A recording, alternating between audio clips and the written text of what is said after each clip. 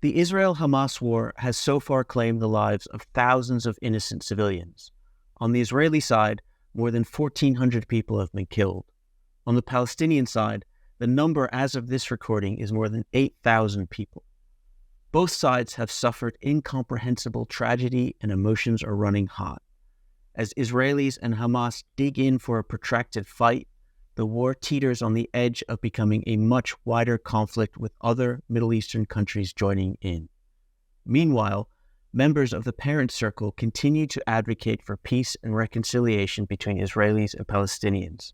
The Parent Circle is a club that nobody wants to belong to, a community for families who have lost close relatives to violence in the conflict. I am now joined by Rami Elhanan and Bassam Aramin. Thank you so much for joining me today. Thank you for having us. Thank you so much. I know this must be a difficult time for you both.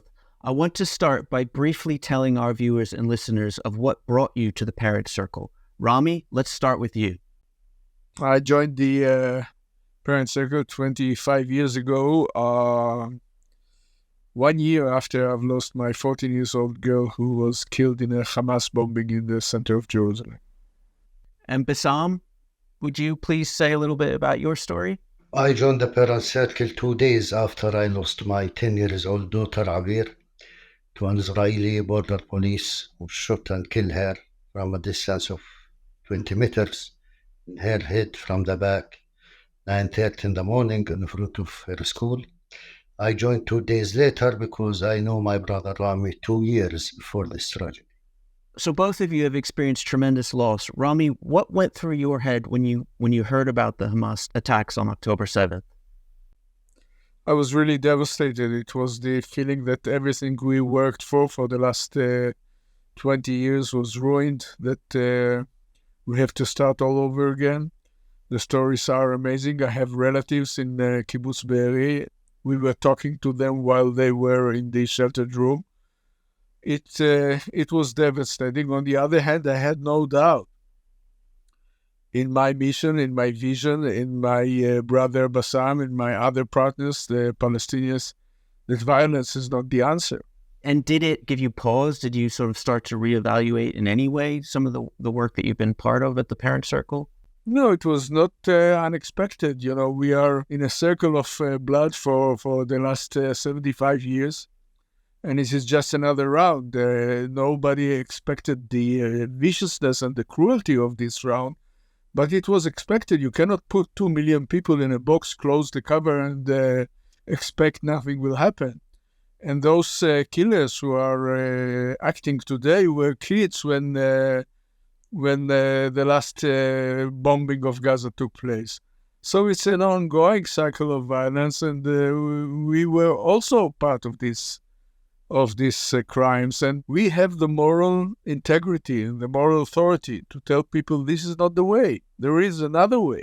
Is that what you're telling, parents who have lost children in the attacks on October 7th? I mean, what are you telling parents?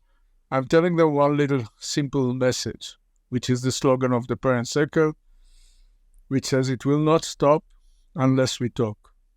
You cannot annihilate Hamas. You cannot ignore 6 million people, Palestinians, living here in the Holy Land.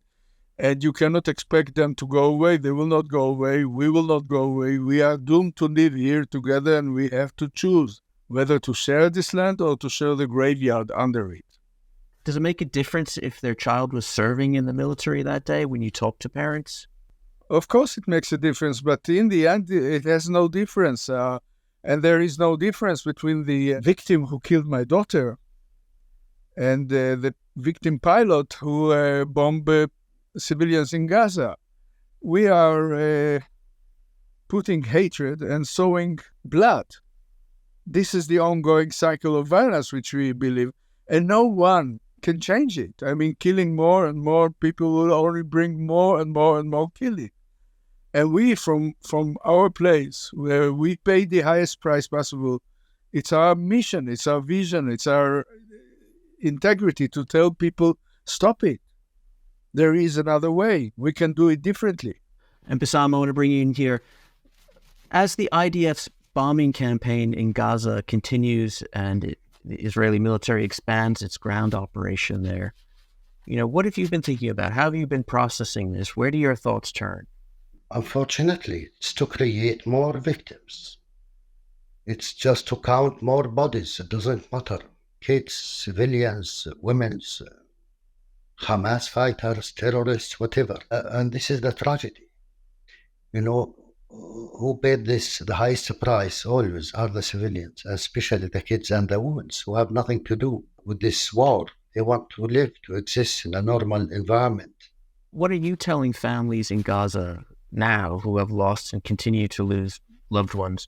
Especially given that I believe it was Save the Children came out with some numbers today, saying that there's at least 3,200 children who have been killed in Gaza. It's very difficult. I know this pain. It's unbearable pain. But unfortunately, I will tell them from now, you will never heal. It's ongoing pain forever. So it's up to you to make your choice, to use this pain for more anger, more hatred, to invest in more revenge. Then we will suffer again from the sad circumstances, or to choose to look forward to the future and try to use this pain as a power to create more bridge instead of to create more graves. This is the only way, because unfortunately, even to kill the rest of the Jewish on earth or the Muslims on earth, you will never meet your daughter or your beloved one again. It's over. Again, it's a choice. And I believe that we in the parent circle, Israelis and Palestinians, because we love our kids and because we want to do everything possible to overcome our pain in order to create for them a different future. Bassam, do you feel that message is getting heard in places in Gaza? Or do you feel that, you're kind of shouting into the wind, so to speak? Absolutely, it's heard. They are human beings. They are not human animals, as they describe them. I was in Gaza many times before 2000. Those people deserve to live and to exist and to live in peace, to send their kids to their school and get them back safe. They deserve to leave the ghetto of Gaza. It's a big jail. They have no right to enter or to leave when they want. They are under a brutal siege. And this is why we see these atrocities, this brutality. It's like a shout. It's that we are here. We want to live exactly like you. So I believe, yes, of course, people, even in the darkest times, they must see some hope that it's possible. And always I said that the Israelis in general, or the Palestinians, didn't kill 6 million Israelis. And the Israelis didn't kill 6 million Palestinians yet. And there is a German ambassador in Tel Aviv. There is an Israeli ambassador in Berlin. So also we can do it. We just need someone brave to take us towards the future and release us from the very painful past. Rami and Bassam, as sincere as you both are in your mission for peace, I want to play devil's advocate here for a moment. Neither one of you is in charge of laying the groundwork for a ceasefire or is empowered in any way to broker a peace deal. So what impact can you possibly have on the Israel-Hamas war in terms of the work that you're doing at the Parent Circle? We are a lonely sound in the wilderness. We are swimming against the current of two very angry and bereaved societies. And we are marginalized, and we are fighting against this competition of victimhood of both sides, while the world is sitting on the balcony watching us fighting each other. All we can do is shout out loud. All we can do is use our voice, which people are willing to listen because we represent the price. And some of them listen. And if you look at the social network, for example, on one hand, people very angry with me. On the other hand, I get a lot of support. So I'm not illusioning myself. I know that it's problematic. But as I always say, when we get into the high school of an Israeli or a Palestinian class, and there is only one kid in the end of the class nodding his head with acceptance to this rare message. It's a miracle. We saved one drop of blood. In Judaism, one drop of blood is the whole world. Bassam, do you want to have a crack at that one? Absolutely, I agree with every single word with my brother. It's not a war between Hamas and Israel. The people forget. And the conflict didn't start, unfortunately, with the atrocities that happened 3 weeks ago. It's 75 years before, or 55 years before. We said the occupation have no age. The occupation have a price. So I want to talk to the American administration, not with Hamas and not with Israel. Please release us, both of us, please, and invest on our peace, not on our blood. Because my daughter have been killed with American rubber bullet, unfortunately, from an American M16, unfortunately, from an American Jeep, American uniform, and the soldier have trained in America. So everything is American. So the point that if you can have some pressure on Israel, sometimes you say some pressure, so secure the borders of Israel. They have no borders until now. It's the only state without borders, without constitution. It's not a normal state. On the other hand, we can create a Palestinian state. And I believe then some group like Hamas or Islamic Jihad, they become a Palestinian problem, not an Israeli problem. Because if you have international agreement for peace, each side need to protect this agreement and to defend it in front of the people who don't agree with them. Otherwise, believe me, unfortunately, it's a waste of time. We will talk now, we could condemn Hamas, we will condemn the atrocities in Gaza, and wait for another few years to repeat it again. Some people listening to this interview might even be angry that you're talking about peace in the middle of the IDF's military campaign in Gaza, while mothers, fathers, daughters, and sons are continuing to die there. What do you say to them in this sort of scenario? I said, no one like me and my brother know exactly what you are feeling. Exactly. It's unbearable pain. I know you don't know how you survive. You expect to die every minute. It's happened to me. It's happened to us. We must be responsible. My brother always said, luckily that we are human beings.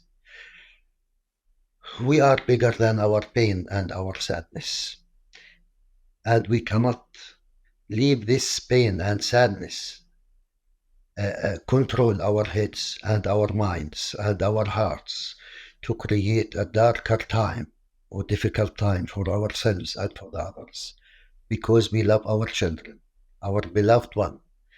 We want to remember them in a different way. We want to build more bridge between both people instead of to build more graves. You will never meet your beloved one again. It's fact, which is very painful. But in the same time, let us look forward for our other kids. You go to take revenge in the name of one child. You don't know how many children you will lose to take revenge. Because both of us, we need to share this land as one state or two states. Otherwise, we will share it as two big graves to our kids, our families, and our people. It's up to us to live side by side or together. Or unfortunately, we will continue to sacrifice the blood of our kids forever. Rami, you've been working with the Parent Circle for decades now. What keeps you going? Why haven't you given up yet?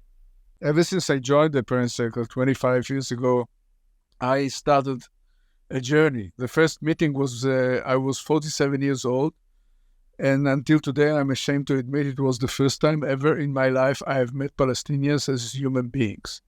Not as workers in the streets, not as terrorists. And my life was changed. And ever since then, I am on a journey towards my brother Bassam and the Palestinian people and their narrative and their history and their music and their culture, which was deliberately and viciously hidden from me when I was young by the Israeli educational system. So this activity within the Parent Circle gave me a reason to get out of bed in the morning, gave a meaning to this senseless murder of my daughter, and let me use this unbearable pain in a positive way. You know, the pain is endless. And this is one wound that never heals. 26 years ago, and it's still vivid like it happened 2 hours ago. The pain is of nuclear energy. And the question is, what do you do with this nuclear energy? You can use it in order to bring destruction and pain and death to people. And you can use it to bring warmth and hope. So it's up to you. It's your choice. You climb from your very dark hole every morning after a long and sleepless night, and you have to make a choice and decide. I will not use my victimhood in order to victimize others. And that's all there is to it. So let's talk some best case scenarios here. Rami, best case scenario, how can this latest violence end right now, today? I'm not a politician, and in the Paris Circle we are not drawing lines of maps, and we are not phrasing articles of peace agreement. We pay the highest price possible, and we can offer our experience. And I think there is an agreement lying on the table waiting to be signed, and everybody knows exactly what should be done in order to finish this stupid conflict tomorrow morning. We can have one state, as Bassam said. We can have 2 states. We can have 10,000 states. We can have a confederation or federation or whatever you call it. These are technical solutions. One thing is essential, and another 2 things are much more important. The one more important thing is the word respect. You have to be able to respect the guy next to you exactly as you want to be respected. No more and no less. Once you achieve this, the rest is technicalities that can be achieved. And as an Israeli Jew, I will tell you, you have to give up 2 main issues. You have to give up the victimhood mentality, which you carry on your back for the last 3,000 years, and you have to give up the Jewish superiority. Once we will be able to focus on these 3 words, we can have peace. I believe in it. Bassam, what gives you the most hope? What keeps you from giving up? It's the memory of my daughter, of Abir and Smadar, and my other kids. I want to do everything possible to protect them, to look into their eyes, and at least I will say that I did my best to achieve peace and justice. We are not the first or the last conflict on earth, unfortunately. It's not written anywhere that we are going to continue killing each other forever. As Mahmoud Darwish says, the Palestinian national poet, tomorrow the war will end and the leaders will shake hands. And this mother will remain waiting for her beloved son, and this woman will remain waiting for her hero husband to come back, and those kids will remain waiting for their father. I don't know who sold the homeland, but I saw who paid the price.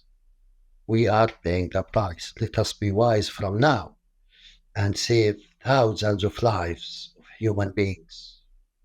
I want to thank you both for taking the time to speak with me today. I know this was a difficult conversation for you. Thank you for having us. Thanks for watching. I'm Hjelmgaard.